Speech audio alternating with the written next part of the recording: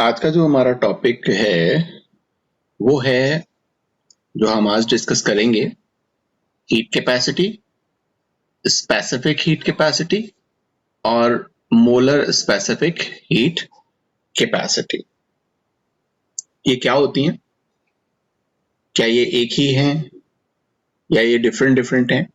इसको आज समझने की हम कोशिश करेंगे कि heat capacity, specific heat capacity और मोलर स्पेसिफिक हीट कैपेसिटी हम किसे बोलेंगे और ये क्या होती है। तो इसको समझने के लिए मान लीजिए कि सबसे पहले हम यहाँ एक सिस्टम को कंसीडर करते हैं। मान लीजिए कि आपके पास में ये कोई एक सिस्टम है, ये कोई कंटेनर है और इस कंटेनर में हमने कुछ लिक्विड या सॉलिड लिया हुआ। माइंड इट, कोई भी लिक्विड या सॉलिड, ये हम कह सकते हैं एनी लिक्विड और एनी सॉलिड, वो हम इसमें ले लेते हैं।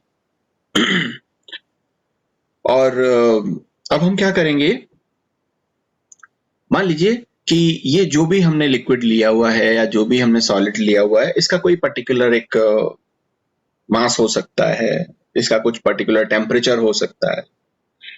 और अब हम यहाँ इसका जो भी टेम्परेचर है, लेट्स से कि इसका टेम्परेचर यहाँ पे 25 डिग्री सेल्सियस है और यू कैन से दैट कि 293 और 298 केल्विन है ना, ये इसका एक टेम्परेचर है। और अब हम क्या करते हैं, इसका टेम्परेचर मान लीजिए कि हमको बढ़ाना है, तो यहां हम ये बर्नर लेंगे और इस बर्नर से इसको हम हीट प्रोवाइड करेंगे। तो धीरे धीरे आप देखोगे कि इसका टेम्परेचर मान लीजिए कि हमको यहाँ 27 डिग्री सेल्सियस या 300 केल्विन करना है। तो हम इसको कुछ हीट यहाँ पर प्रोवाइड करते हैं और ये टेम्परेचर 25 डिग्री सेल्सियस से या 298 केल्विन से बढ़कर के और 300 केल्विन हो जाता है। तो जो भी हीट हमने इसको यहाँ प्रोवाइड की, ये जो हीट हमने दी है, इसको हम Q से रिप्रेजेंट कर सकते हैं, dQ से रिप्रेजेंट कर सकते हैं। एक पर्टिकुलर हीट चेंज यहाँ पर हुआ है और टेम्परेचर में कुछ चेंज हुआ है। ये जो टेम्परेचर में जो चेंज है, इसको भी हम कह सकते हैं ये डेल्टा टी जो है वो यहाँ टेम्परेचर में चेंज हुआ है। तो जो हीट किसी भी सब्सटेंस के टेम्परेचर को 1 डिग्री बढ़ा दे, अब यहाँ पर तो हमने देखा है कि 298 केल्विन से 300 केल्विन हो गया या 27 डिग्री सेल्सियस से 25 डिग्री सेल्सियस से 27 डिग्री सेल्सियस हो गया, मतलब कि 2 डिग्री सेल्सियस या 2 केल्विन यहाँ इंक्रीज हुआ है और कुछ एक पर्टिकुलर अमाउंट में हमने यहाँ इसको एक हीट प्रोवाइड की। तो अगर आप 1 डिग्री सिर्फ इसका बढ़ाना चाहते थे टेम्परेचर की 25 डिग्री सेल्सियस से 26 डिग्री सेल्सियस या फिर 299 केल्विन अगर हम इसका टेम्परेचर लेकर के आए, मतलब 1 डिग्री अगर हम इसका टेम्परेचर बढ़ाएं और जितनी हीट हम इसको दे रहे हैं, तो उस हीट की क्वांटिटी को या उस हीट के अमाउंट को जो किसी भी सब्सटेंस का, वो सब्सटेंस लिक्विड और सॉलिड हो सकता है, उसका टेम्परेचर 1 डिग्री बढ़ाने पर जो भी हीट हमें रिक्वायर्ड होगी या जो भी हीट की हमें जरूरत होगी, उसको हम क्या बोलेंगे, उसको हम हीट कैपेसिटी बोलते हैं। So energy required to raise the temperature of any substance of in liquid or solid phase by 1 degree, वो amount of heat capacity कहलाती है। तो यहां पर आप डेफिनेशन लिख सकते हो कि the amount of heat required to raise the temperature of a substance through 1 degree Celsius or 1 Kelvin of given amount जो भी दिया हुआ अमाउंट है यहाँ पे, ये कितना भी हो सकता है, ये 5 किलो है या 5 लीटर है, ये 10 किलो है या 10 लीटर है, जितना भी अमाउंट आपको दिया हुआ है। और जाहिर सी बात है कि अगर आपने यहाँ पर सब्सटेंस लिया, ये सेम एक हम सिस्टम दूसरा ले लेते हैं, यहाँ पर जो अमाउंट है इस लिक्विड या सॉलिड का, वो मान लीजिए कि 5 किलोग्राम या 5 लीटर है। अगर वो लिक्विड है तो हम उसको लीटर में ले लेते हैं, सॉलिड है तो उसको हम किलोग्राम में ले लेते हैं। और यहाँ पर हम सेम सिस्टम लगाते हैं और यहाँ पर हम कहते हैं कि ये 10 केजीज है या 10 लीटर है, और अब हम इसको हीट प्रोवाइड करते हैं। तो जाहिर सी बात है कि 10 किलो या 10 लीटर जो हमारा सिस्टम है, उसका 1 डिग्री टेम्परेचर बढ़ाने के लिए आपको ज्यादा हीट की जरूरत हो। आपके पास एक छोटा भगोना है, एक बड़ा भगोना है, दोनों में आप क्या करो, उनको फिल कर लो। तो जो छोटा भगोना है उसमें कम पानी आएगा, जो बड़ा भगोना है उसमें ज्यादा पानी आएगा। अब उसको आप गर्म कर रहे हो तो जाहिर सी बात है कि जो छोटा भगोना है उनको आपने सेम बर्नर पर रखा है गर्म करने के लिए, तो जो छोटा भगोना है वो पानी जल्दी गर्म हो जाएगा और उबलने लगेगा, और जो बड़ा भगोना है जिसमें ज्यादा पानी है वो देर से जो है वो पानी उबलेगा या ज्यादा देर से उस पानी को उबलने में टाइम लगेगा और ज्यादा हीट भी आपको वहां पर देनी पड़ेगी। तो ये जो हीट कैपेसिटी है, ये जो सब्सटेंस है, जो भी आप सब्सटेंस ले रहे हो उसके नेचर पे डिपेंड करता है कि आपने वो किस तरह का सब्सटेंस लिया है, उस पर भी डिपेंड करता है। जैसे कि एक भगोने में आपने एक कंटेनर लिया और ये दूसरा कंटेनर लिया, दोनों बराबर कैपेसिटी के कंटेनर है, इसमें भी आपने 1 लीटर पानी ले लिया और इसमें आपने 1 लीटर दूध ले लिया, ठीक है ना। इसमें तो है वाटर और इसमें है मिल्क। अब दोनों को आप एक ही तरह के बर्नर से आप गर्म करो। ये जब आप इसको गर्म कर रहे होगे, एक ही तरह का बर्नर जो सेम अमाउंट में, सेम समय में, सेम अमाउंट में एनर्जी निकालता है, तो आप इसको गर्म करो तो आप देखोगे कि दूध जल्दी गर्म हो जाता है, पानी जो है वो देर से गर्म हो रहा है।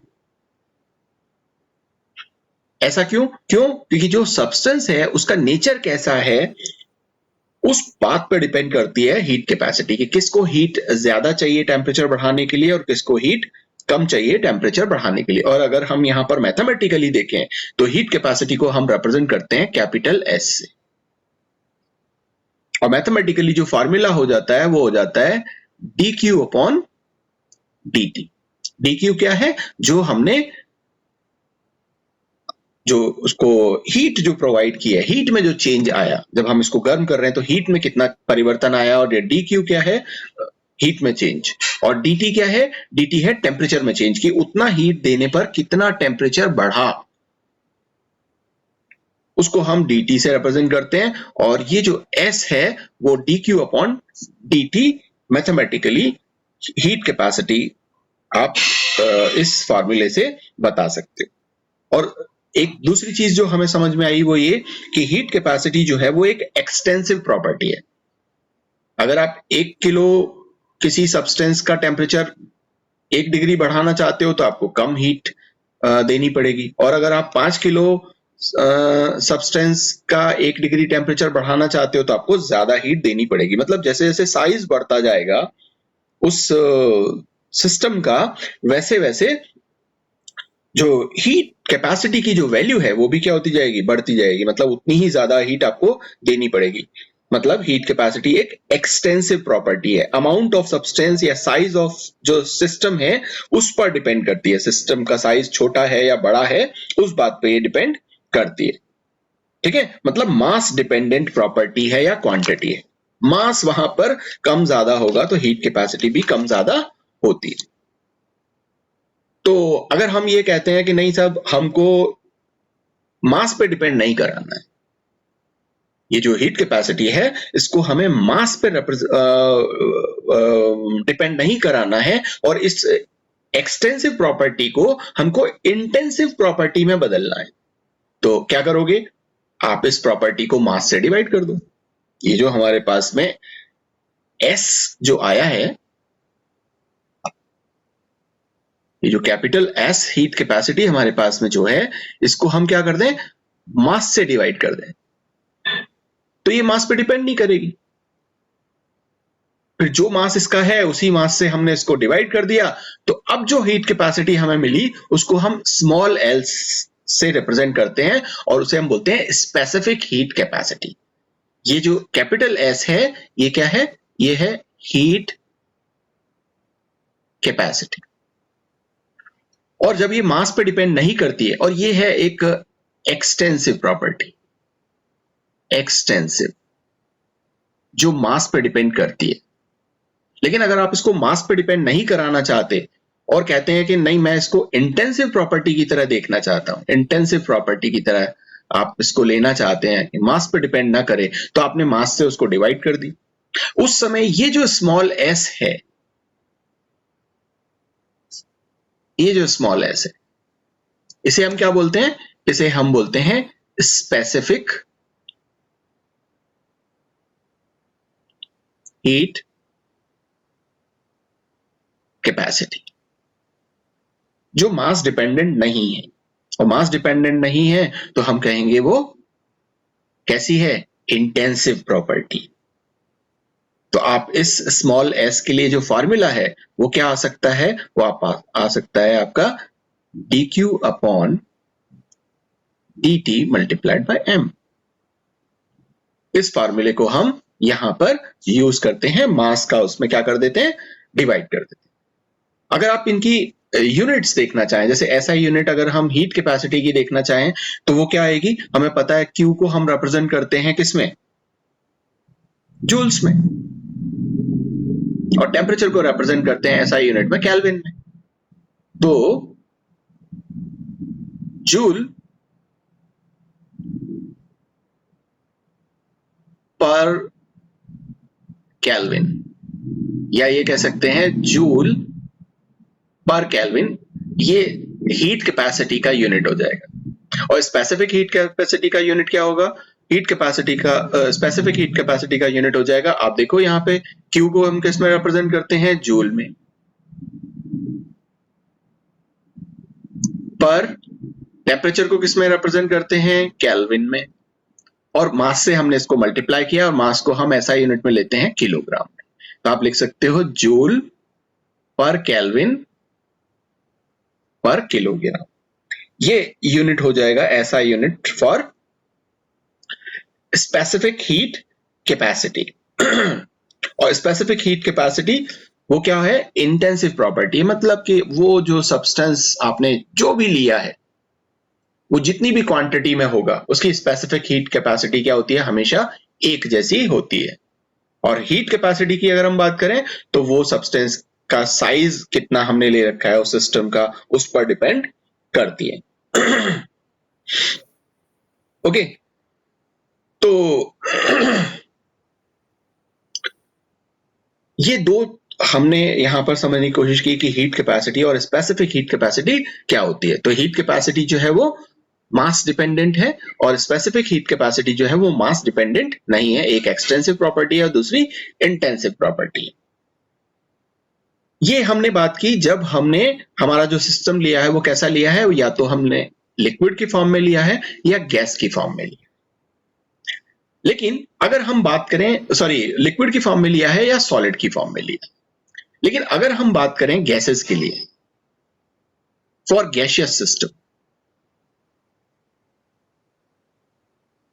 अगर हमारे पास गैस हो तो देखो, आपको गैस अगर आप लेते हो तो आप उसको मास में अगर आप देखो तो आप उसको किलोग्राम्स में मेजर नहीं कर सकते, आप उसको लीटर्स में मेजर नहीं कर सकते। तो फिर वहां पर गैस जो है उसको आपको किस में मेजर करना पड़ेगा, उसको आप मेजर करते हो किसमें, मोल्स में।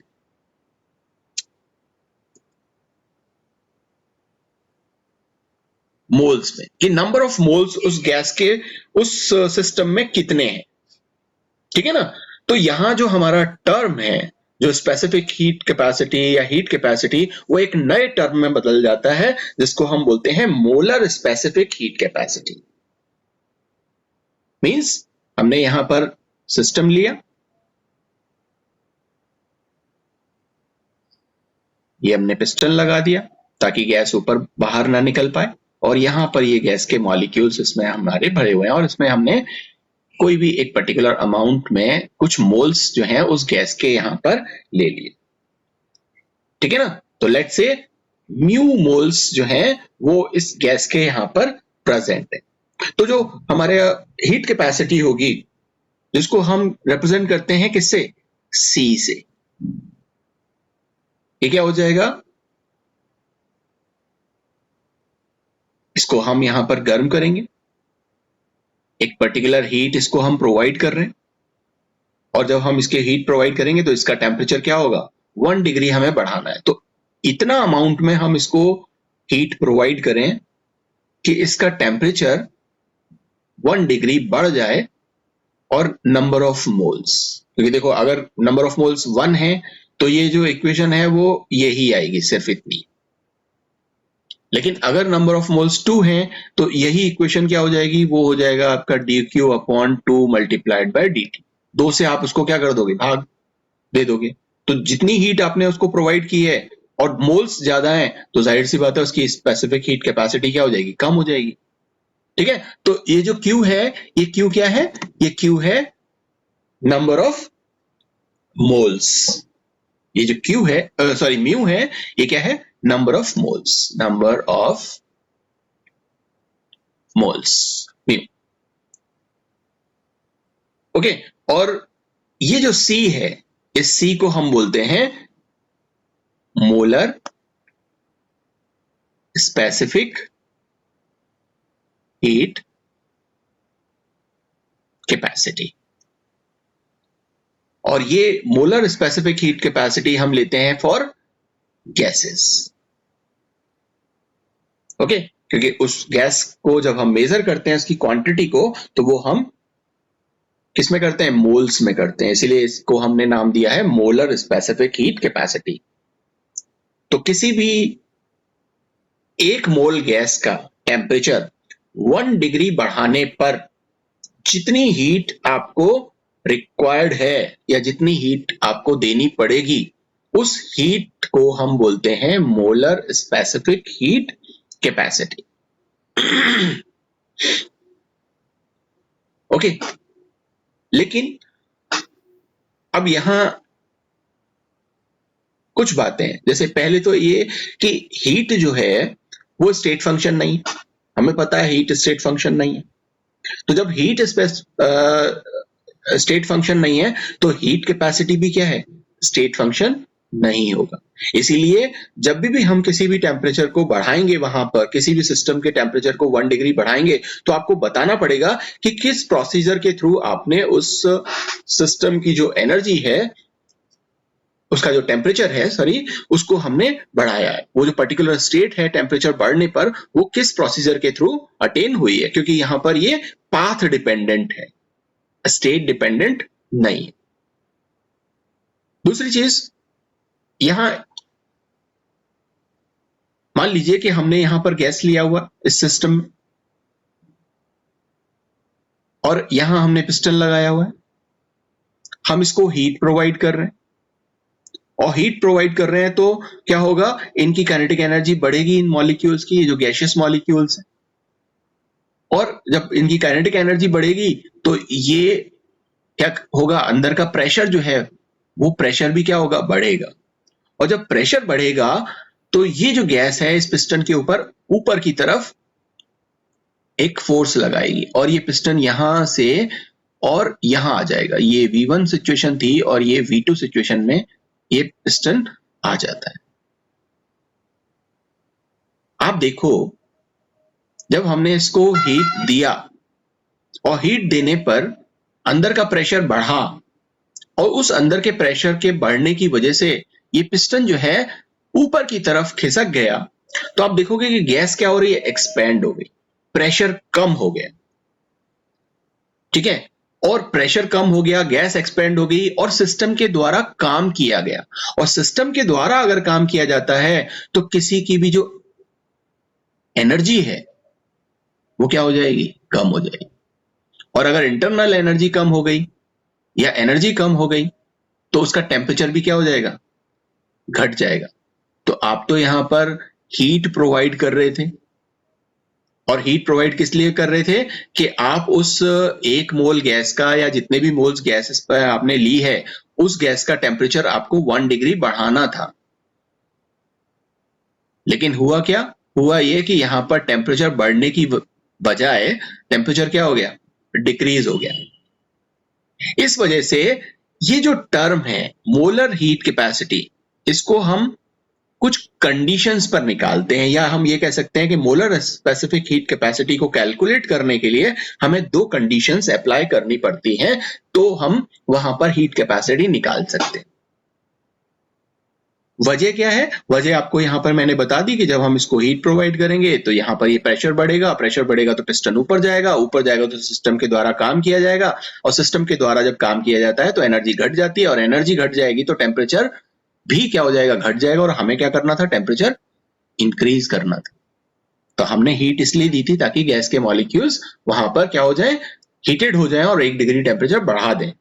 लेकिन ऐसा हुआ नहीं, इसलिए हम क्या करना पड़ेगा? कुछ कंडीशन वहां पर अप्लाई करके और इसके टेम्परेचर को बढ़ाना पड़ेगा। तो कंडीशन अप्लाई करेंगे तो ही टेम्परेचर बढ़ेगा। नॉर्मल कंडीशंस में वो टेम्परेचर घट जाता है।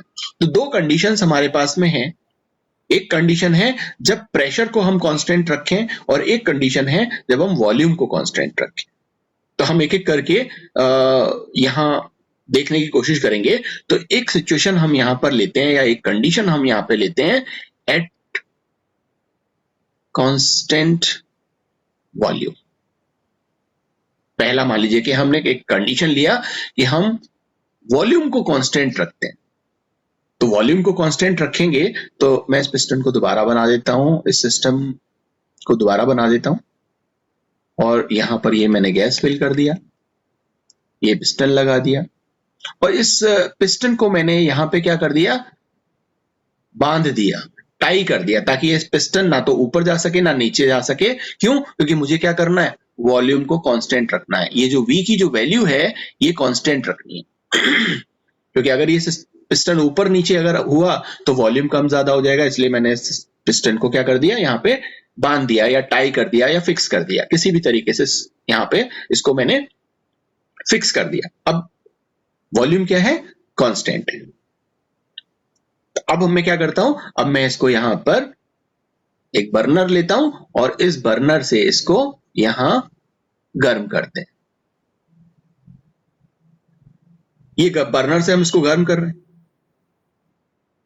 तो जो हीट कैपेसिटी होगी,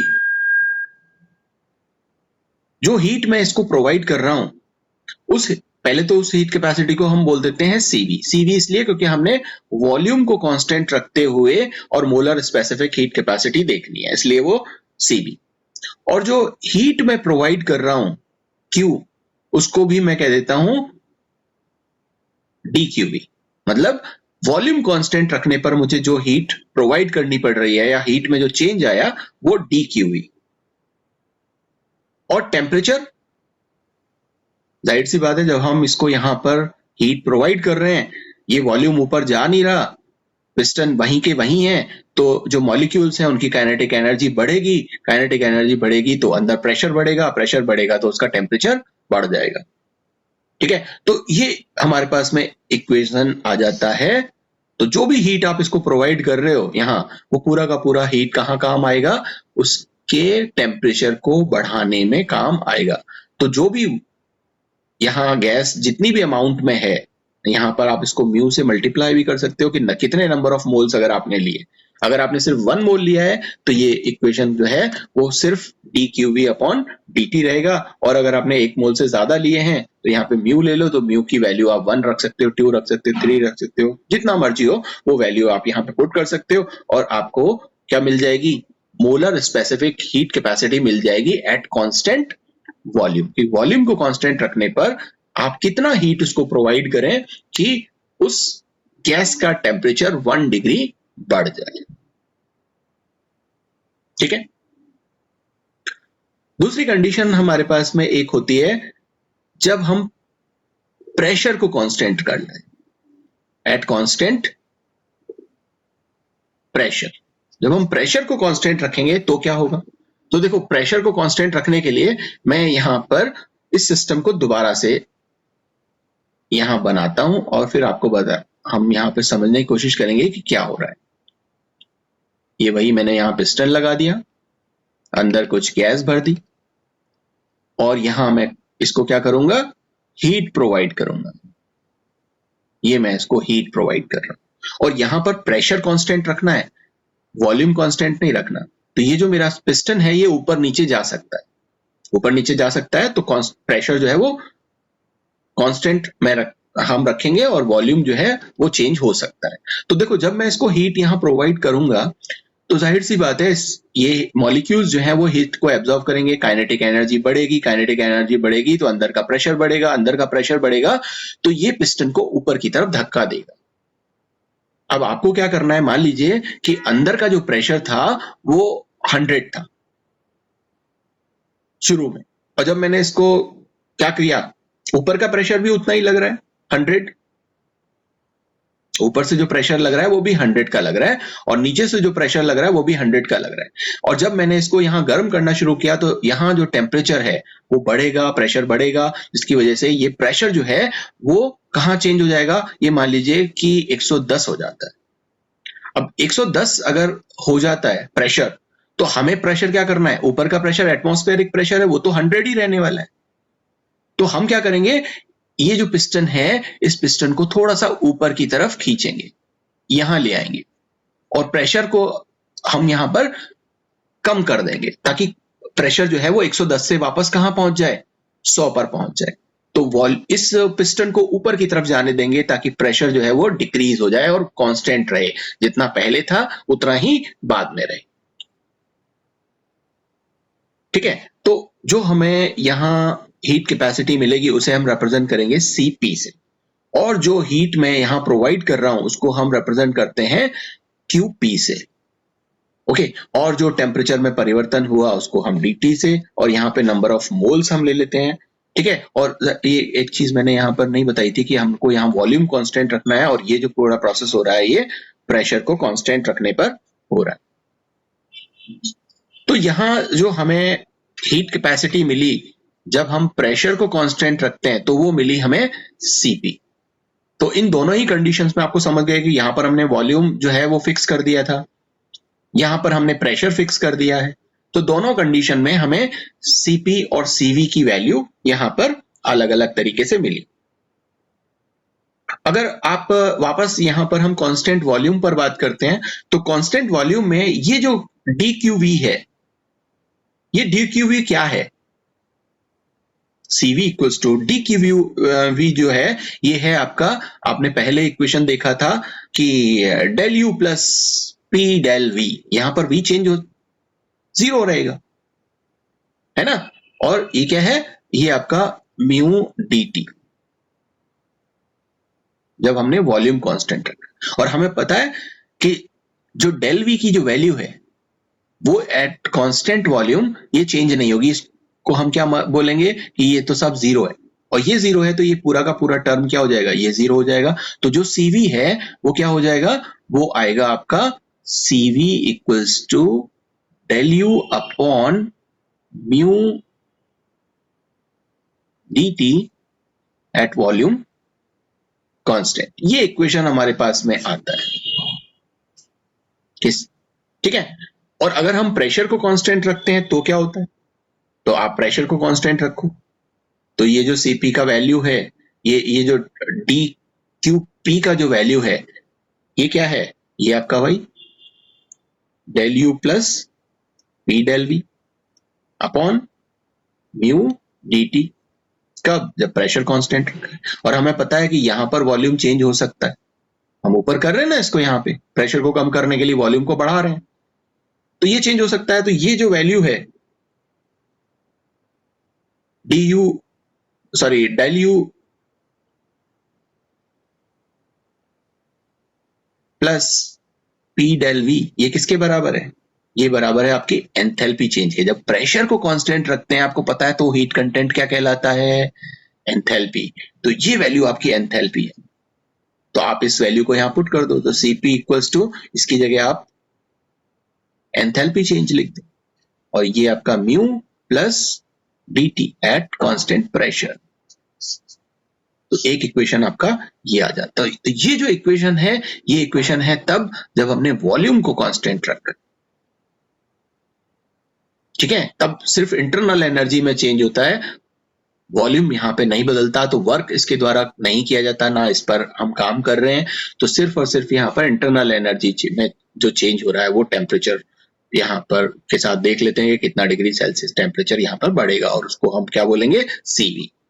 और यहाँ पर जब हम देखते हैं तो यहाँ पर हम देखेंगे तो वॉल्यूम यहाँ चेंज हो सकता है, मतलब कि सिस्टम के द्वारा काम हो रहा है, तो P del V की वैल्यू 0 नहीं रहेगी, और ये जो del U plus P del V है वो एंथैल्पी के बराबर होगा, क्योंकि एट कांस्टेंट प्रेशर ये जो वैल्यू है उसको हम एंथैल्पी से डिनोट करते हैं, और ये हम इस की जगह एंथैल्पी टर्म को लिख देते हैं, तो Cp equals to del H upon mu delta T at constant pressure. ये हमारे पास में हीट के molar heat capacity, specific heat capacity आ जाती है किसी भी गैस के लिए एट कांस्टेंट प्रेशर और at constant volume.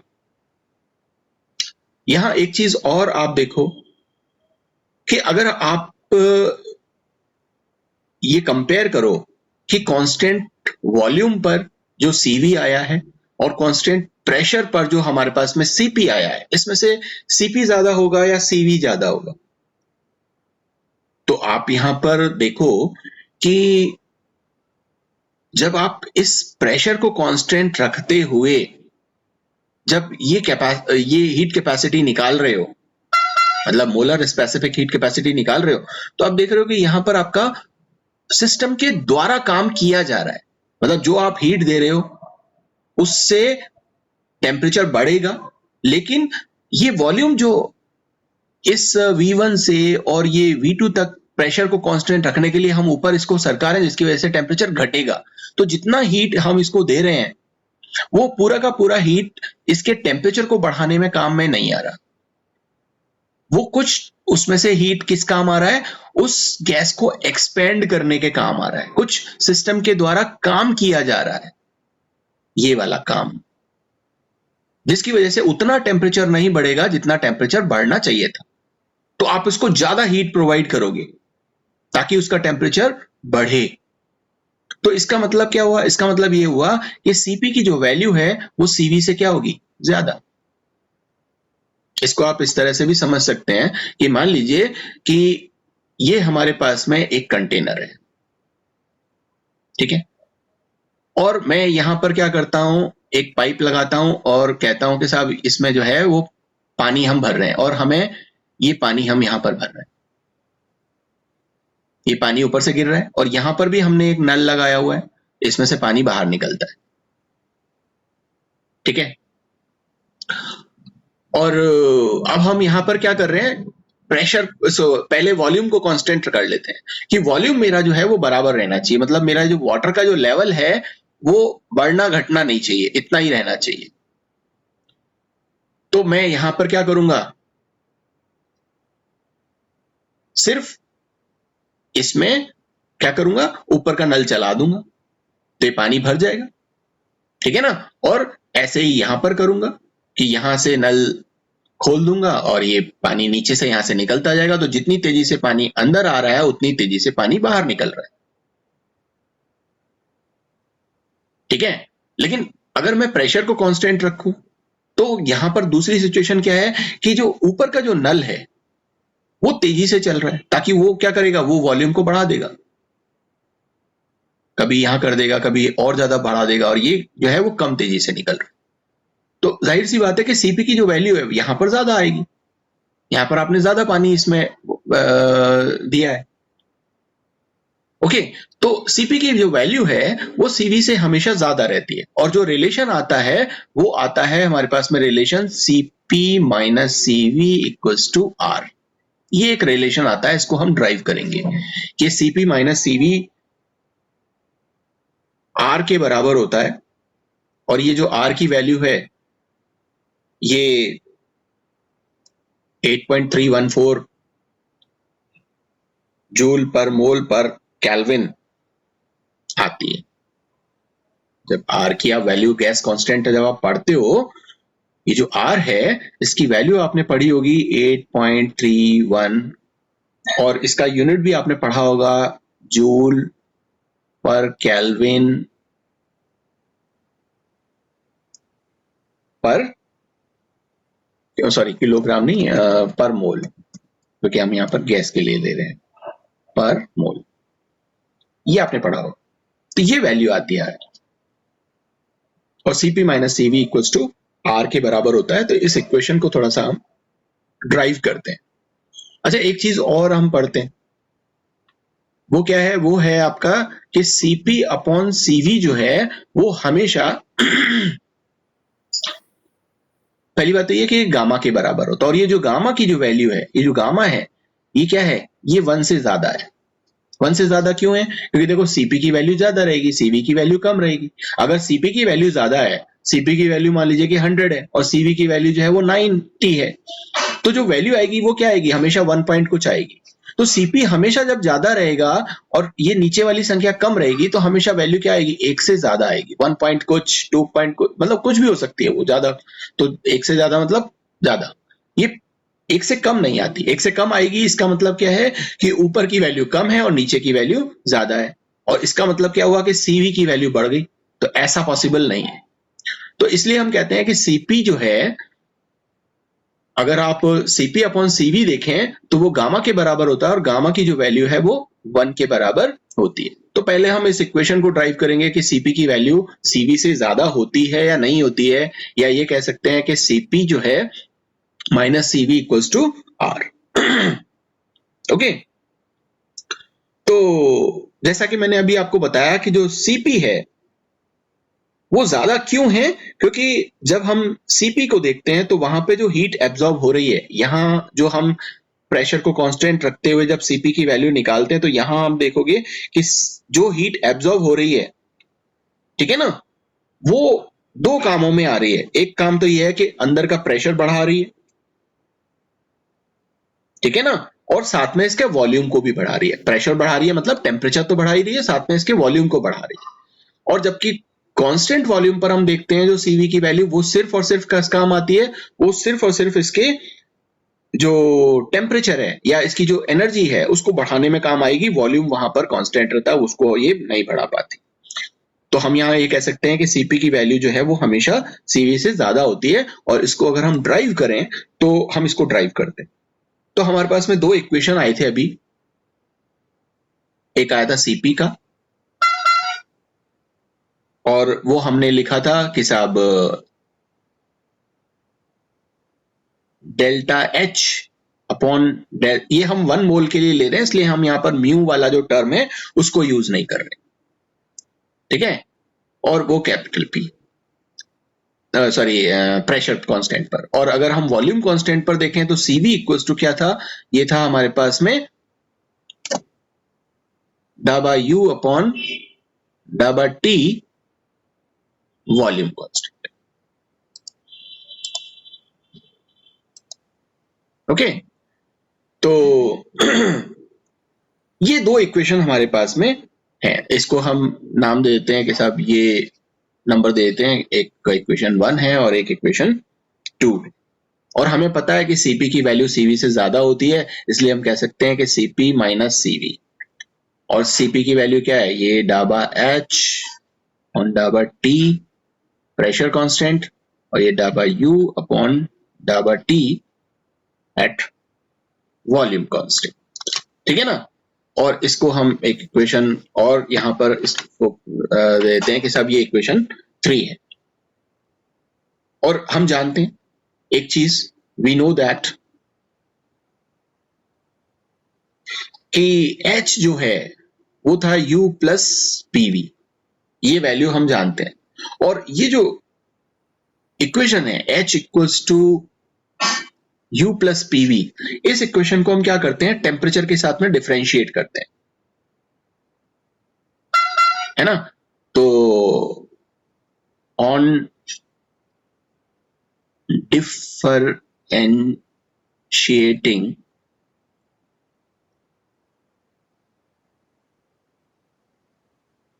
this equation with respect to t, हम इसको t के साथ में क्या करेंगे, डिफरेंशिएट करेंगे at कांस्टेंट प्रेशर को कांस्टेंट रखते हुए T के साथ में इस इक्वेशन को डिफरेंशिएट करते हैं। तो देखो डिफरेंशिएट करो तो ये जो H है ये क्या हो जाएगा, डेल्टा H में कन्वर्ट हो जाएगा, और टेम्परेचर के साथ में कर रहे हैं इसलिए वो डेल्टा T हो जाएगा। प्रेशर को कर रहे हैं हम कांस्टेंट तो ये हो जाएगा।